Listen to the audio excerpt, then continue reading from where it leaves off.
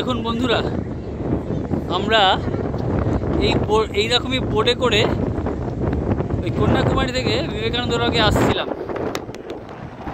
এরমভাবেই এই বোটটা পুরো এরমভাবে লাফাচ্ছিল, পুরো ভয় ধরে গেছে। রে বাপ রে বাবা, সেই লেভেলের হাওয়া, বোটকে যেন একদম কাগজের নৌকার মতন এদিক ওদিক করছে, সে বলে বোঝানো যাবে না। এক বিভৎস এক্সপিরিয়েন্স হলো, আর তার সাথে একদম রোমাঞ্চকর অ্যাডভেঞ্চার যেটাকে বলা হয়। অসাধারণ অসাধারণ।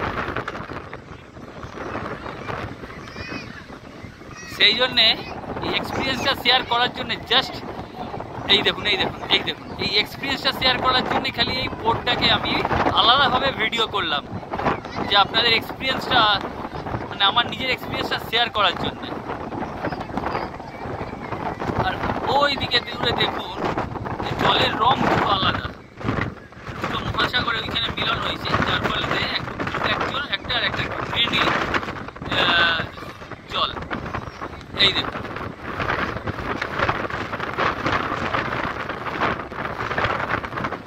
মানে যখন আপনারা বোর্ডে কেউ যখন আসবেন এখানে, সেই এক্সপিরিয়েন্সটা শেয়ার করার জন্য বোর্ডে এরকম হতে পারে লঞ্চটায়, পুরো একদম কাগজের নৌকার মতন। আমরা ছোটবেলায় যে নৌকা বানিয়ে খেলতাম বৃষ্টির জলে বা এখানে, সেই রকম অবস্থা।